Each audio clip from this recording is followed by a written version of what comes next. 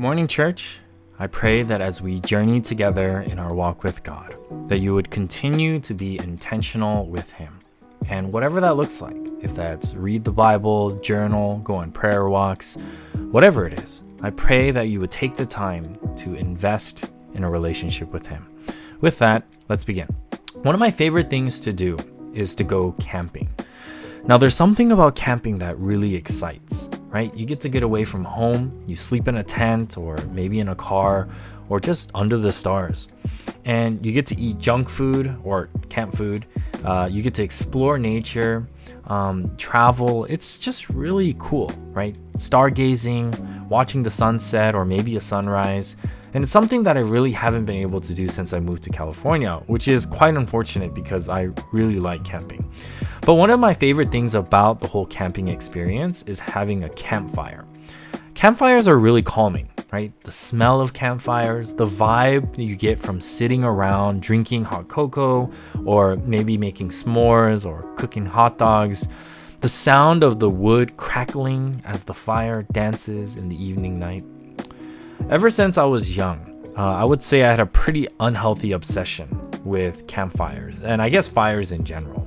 I always got excited when people asked me to put more wood into the fire, or sometimes start a fire. I remember getting tons of lighter fluid and just, soaking the wood in lighter fluid, which wasn't smart at all. And some people would probably classify me as a pyromaniac. But campfires, man, just a campfire is so calming. It's just so amazing. I could literally sit and stare at a fire all night. It mesmerizes me so much. Now, one of the things that I usually do when there's a campfire is I like to poke at the fire. So I'll find a stick, or maybe there's just a stick laying around close by. And I like to poke at the wood that's bright red hot. And as you poke it and the ashes kind of come up, you see these embers, right, that float into the sky. And as you push and move the wood around, you'll find that the flames grow bigger, or sometimes they dance to a little different pattern or a beat. And it's just so cool to see.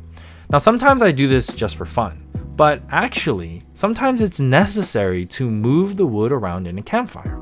You see, fire without oxygen, as many of you guys have learned, won't live. And so by moving a campfire around and the wood that's in it, it kind of helps the fire to reignite, or basically rekindle, and it changes the way the fire looks and sometimes dances. In other words, by pushing and poking at a fire, sometimes helps the fire keep burning. Now, today we begin our second letter from Paul to Timothy, and this letter is said by most scholars to be Paul's final letter and probably the most intimate and moving letter of all. Paul wasn't really trying to address any particular issue. He does mention a little bit about the issue of the church of Ephesus, where there were false teachers, which is not new from the first letter. But the tone of Paul's letter is that of a farewell. His situation, you see, was not really good. He didn't know if he was going to make it out of prison alive. And so in this letter, it's almost as if he's passing the baton to Timothy.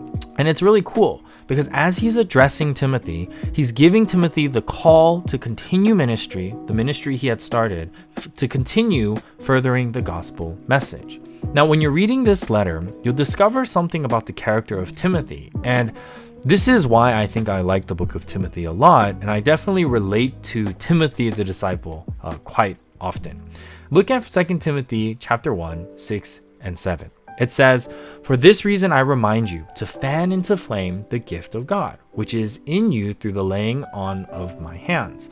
For the Spirit God gave us does not make us timid, but gives us power, love, and self-discipline." Just from reading this, you'll discover that Timothy was actually quite timid. He was a shy boy. Now, in verse 6, Paul tells Timothy to fan into flame the gift of God. And this is such an amazing and fitting description for Timothy. You see, the Greek word that's used here for fan into flame is only found here in Paul's letter. But this Greek word refers to the ideal of kindling anew the flames of a fire. Kind of like when you play with fire, you poke around at it, it comes back to life, or maybe starts to dance differently. It looks more alive. Now think about Timothy and this journey of leading at a church. He's this shy, timid young guy, and I'm sure he was feeling quite drained. We call this being burnt out. And some of you guys experience this, right? When you do the same thing over and over, you sometimes get overwhelmed, or maybe there's a lot on your plate, and so you start to feel burnt out. We get tired, and sometimes we struggle to really keep afloat. And in Timothy's case here, he's basically at a point where the fire is not doing too well. His passion, his motivation, it's not quite dead, but he's like barely surviving. And we know this because, first of all, you can't rekindle a fire that has already died, right? And so when Paul says to fan the flame, you can only do that to a fire that is still alive, but maybe barely making it. So Timothy, that's his case. You see, just like a fire needs to be rekindled in order to survive, our spiritual lives also need to be rekindled to keep going. And that's why I think we find so many Christians, and maybe yourself even thinking, oh, why do I go to church? Why do I read the Bible? Why do I pray? Why do I have a relationship with God? It's because I think we don't rekindle our spiritual fires. We don't poke at it, right? We don't do anything. We just leave it and expect it to keep thriving. So the question now is, how do we rekindle our spiritual fires?